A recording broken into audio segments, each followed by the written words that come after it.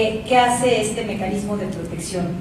Recibe las solicitudes de los defensores y defensoras de derechos humanos y periodistas y, en su caso, dicta medidas urgentes de protección.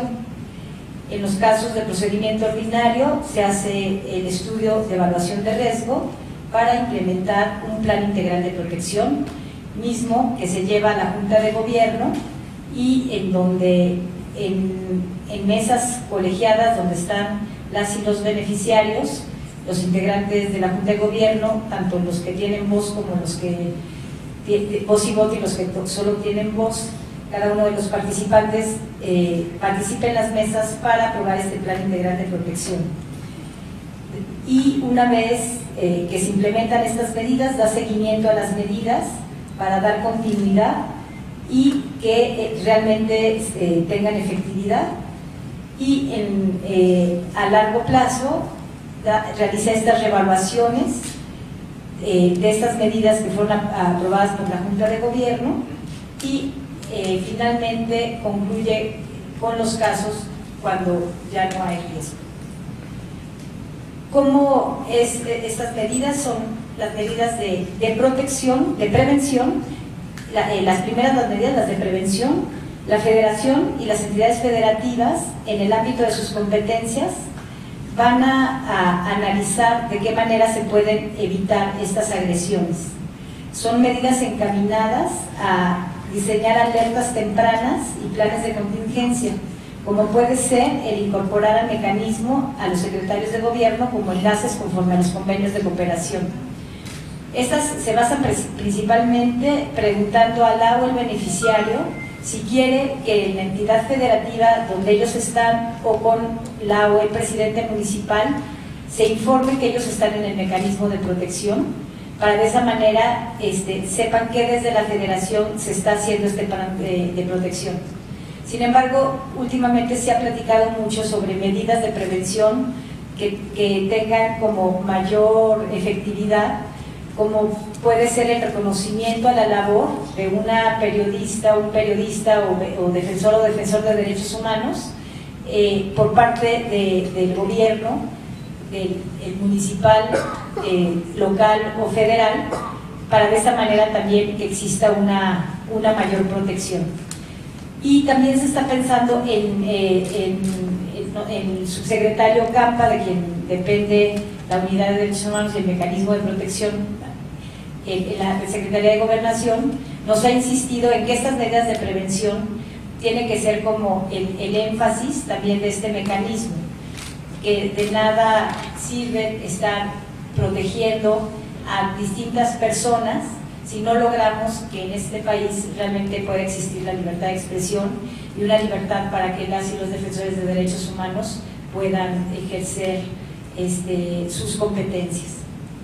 Y por eso también se está trabajando ahorita en este esquema de medidas de prevención que se van a implementar en el programa de trabajo que ahorita estamos implementando. En cuanto las medidas de protección, lo que buscan es disminuir esta vulnerabilidad ante las posibles agresiones y aumentar la capacidad de amparo y protección para que no se reciba un daño. Estos podrían ser como un botón de emergencia, la vigilancia bitácorada aleatoria con las autoridades federales, estatales o municipales, en algunos casos poner infraestructura en las casas como videovigilancia, circuitos cerrados, chapas de seguridad.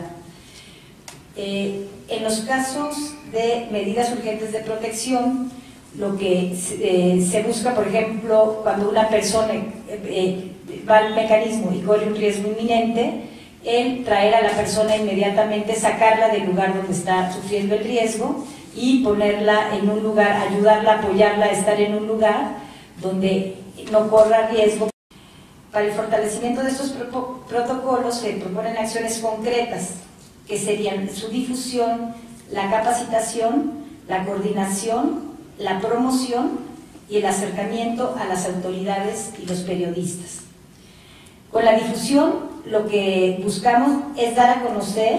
a las personas beneficiarias del mecanismo y también a los defensores y defensoras en general y periodistas en general los derechos y obligaciones en su carácter de comunicadores o de defensores, y está dirigida a desarrollar sus capacidades para ejercer y activar los instrumentos legales previstos en su favor por el mismo mecanismo. También el segundo punto es la capacitación a los servidores y servidoras públicas y la autoprotección a periodistas. En este sentido, estamos ya implementando, también apoyados por la consultora, unos cursos de capacitación de autoprotección que se van a llevar en 5 entidades, bueno, 2 van a ser en el Distrito Federal y 3 en diversas entidades federativas para cubrir todas las regiones del país, que se van a basar en estos cursos de autoprotección. Identificar situaciones de riesgo a través del reconocimiento de las diversas situaciones violatorias de sus derechos humanos. Y en el momento en que ellos sean conscientes de las diversas situaciones de riesgo que ejercen a través del periodismo o de la defensa de los derechos humanos, ver cuáles son las herramientas jurídicas y las medidas de prevención y protección que pueden ser adoptadas para minimizar o evitar las consecuencias. La tercera sería la coordinación entre autoridades y las periodistas y los defensores, y es a través igual del trabajo en foros, enlaces institucionales, para que haya una relación entre las autoridades y los periodistas y defensores en su actividad diaria. La promoción y el reconocimiento de la labor periodística se deberá trabajar en forma conjunta, igual con los 3 niveles de gobierno, para que su labor sea reconocida como un pilar fundamental en un Estado democrático, susceptible de ser promovido y protegido con base a la legalidad y legitimidad de su labor